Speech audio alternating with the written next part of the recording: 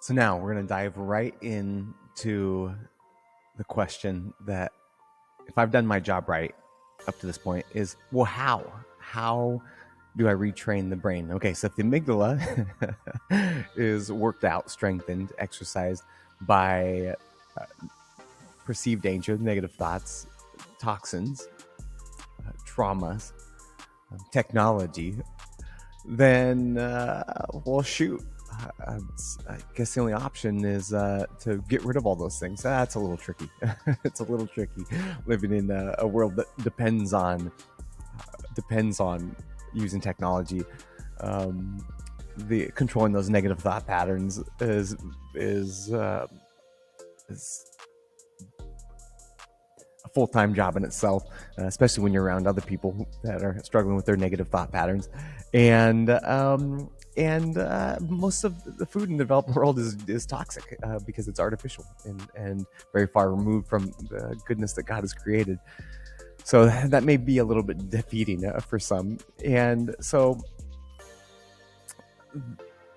I think the main point I want to hit on before we jump into the how is understanding that trying to avoid the things that the amygdala is activated with is worth doing, but it's also kind of like trying not to think of a panda. So our time is almost better spent focused on the things that do stimulate the orbitolateral prefrontal cortex, or the prefrontal cortex in general, and just being aware of the things that create the noise within the amygdala in order to then retrain the brain, and then being able to successfully convert the stress response into something that is productive and healthy. So there I was, laying in the bed, laying on my phone. And I look over at the little rock wall thing here. And I'm like, what is that dark thing? What is that dark thing under there? I don't know. Let's see. What is that? What is that dark thing? Who knows? Who knows what that is?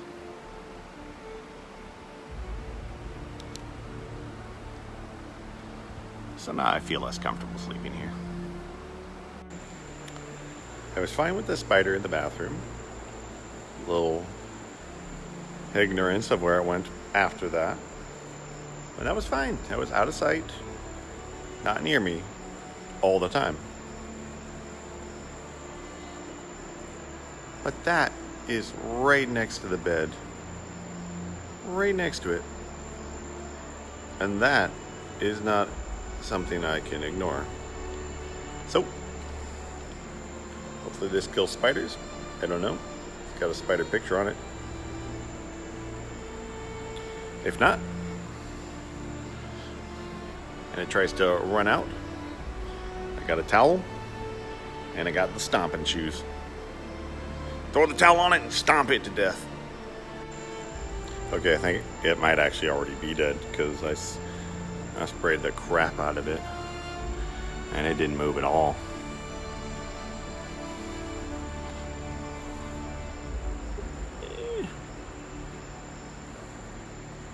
So, I'm just gonna hope that it's already dead. Or I'm gonna wake up tomorrow and it's gonna be gone. That would be fun. All right, so I gotta throw in a little disclaimer here. So when we bought this piece of property, it was 47 acres, multiple buildings. It's all open air. Many of the screens were damaged. It used to be a missionary training and retreat center, and so, but it had been abandoned for 3 years, and so a lot of things that live outside in the jungle had to come inside to the houses. So that was a good size. I'm not gonna say gigantic, but yeah, a good sized tarantula, and it was already dead. And but if we break down my little brother's response, we can gain a lot of understanding. in how to do it in our day-to-day activity. And so, as I'm watching this is videos that Davis was sending to me while we're in Washington, and he's down here in the Dominican Republic. I'm like, there's no way I'm sleeping in that room. I mean, he's just like, well, I guess I'm gonna go to bed now. That is so outside of what I would do. But let's break down the neuroanatomy. So Davis identifies the danger, gigantic spider, and I don't. There are children here in the Dominican Republic that they'll pick the tarantulas up. They actually are very harmless creatures, and they're good for the ecosystem. And so I've gained a healthy respect for them. However, I'm more identified with that meme. If you've ever seen the meme on Facebook or whatever platform, where it's like, saw the spider in my house, I can't find it anymore, and then a picture of the house just burning down. I'm more resonated with that response to dealing with spiders. But nonetheless, back to the neuroanatomy breakdown. Davis identifies spider danger, right? Our brain, not good. Amygdala fires, fight or flight response, full energy, and so fight, flight, freeze. So now that amygdala is going, so now what do we got to do? What does he do? He chooses fight. He's going to fight the tarantula. And so he has his weapons. He has his spray, which doesn't kill spiders. But then he also has his towel and then his stomping shoes, as he says. And so then amygdala, energy, prefrontal cortex, plan, and then action, which then allowed him to satisfy the stress cycle, right? Stress requires satisfaction in order to be released. And in a natural environment, that's easy, right? He took action, and that would be the same back 300,000 years ago. Dangerous thing, take action against dangerous thing. Dangerous thing's now neutralized. Peace. I'm good to go. The stress cycle has been satisfied. It's quite a bit more difficult in an artificial world where you are surrounded by the things that activate that stress response and then don't have an ability to necessarily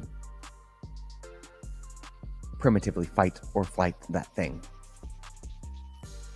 But it needs to be satisfied. And that is what the training looks like. So we're going to give you 3 things that you can implement in order to satisfy the stress cycle. Move, connect, cultivate. Movement is probably the easiest to facilitate right now, day-to-day life. And this is where it becomes very difficult because for me, I am a marathon runner. I've run dozens of marathons. I've qualified for the Boston Marathon multiple times. I run a 6-minute, 40-second per mile marathon pace.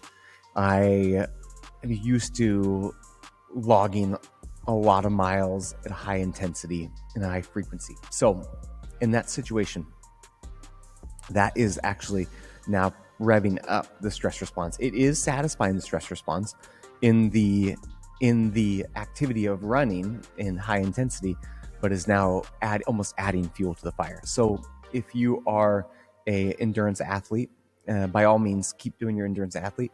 But what I would challenge you to do is to implement some low intensity, low frequency activities that will then satisfy the stress response, but add different types of movement into your body.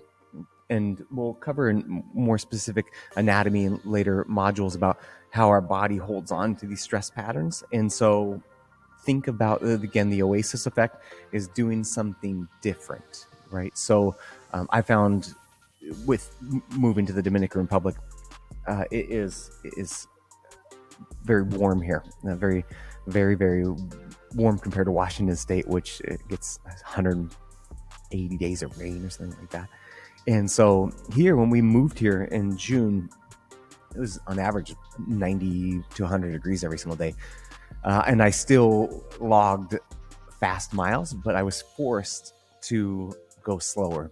And then in order to then improve flexibility, mobility, I started online YouTube 30 days of yoga with Adrian. And that tool allowed me to move parts of my body differently than that stress response, that stress posture that I was stuck in before. So I would challenge. And some people, it's interesting to me how often people go automatically against yoga. Oh, that's woo-y, right? It's like, that's actually been around for thousands of years. And even Christians sometimes go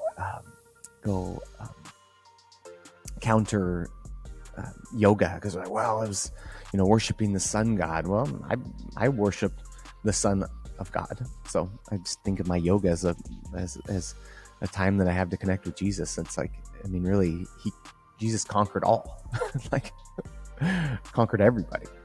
So, and again, if that doesn't resonate with you, this is your health, your choice. But I'm just kind of a guide to help explain what has helped me and worked for me in order to then balance out that neuroanatomy imbalance within my brain that led to the anxiety, the stress response, and other health issues. So movement, and so however you can implement this, whether that is going on walks during lunchtime, whether that is getting up from your desk, movement will satisfy the stress response, allow that amygdala to rev down, allow the prefrontal cortex to engage. Have you ever found yourself where it's, gosh, I've just got to get this thing done. I'm just got to keep grinding. And then you like get away from it for a bit and you come back and then instantly you can just crank it out. And my understanding is that it's because the amygdala, which is not the smart part of our brain, is busy chattering in our ear, and the prefrontal cortex turned off. But if you can simply unplug, then add some movement to your body, you can then down-regulate the amygdala, upregulate the prefrontal cortex. So move and move differently than what you normally do. Channel number 2, connect.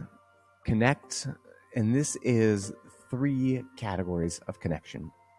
And to risk being oversimplistic and minimally scientific, you want to connect to God, to the source of all life and energy and health.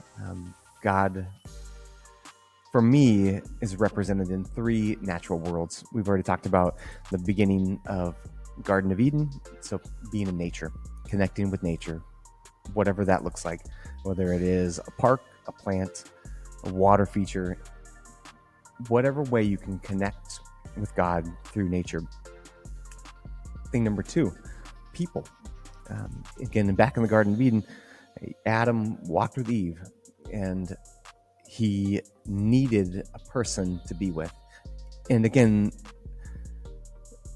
I think people can dive into and get all combative about, oh, well, it's not real. It's, came from a rib, whatever. And I don't know the answer. I don't know the symbolism there. I don't know what the purpose of that is, because I saw that symbol point of Adam needing a companion as something that our neuroanatomy needs. And we're going to cover the more survival scientific side of things, or why that is, in subsequent chapters. But connect with other people, and connect where there's a point where it's ease with that person. I don't know. For me, there's a specific group of people that I can just be with, and that's what I would say. I would say if someone is not giving you ease and they're getting you all keyed up, then that's not the best person to connect with if you're looking to train the prefrontal cortex. And then the third is connect with God's word. And for me, that is the Bible. And I committed to a simple practice of reading 1 proverb a day. And it makes it super easy, because you always know what day you're on. There's 31 proverbs.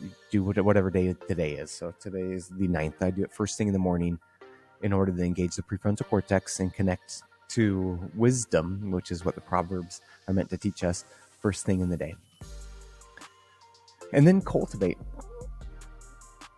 This used to be create, but then it didn't really quite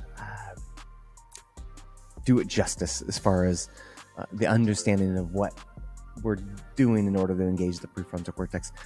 When you grow something, when you cultivate something, when you learn something new, you are doing something now for the future. And so our prefrontal cortex is executive planning for the future.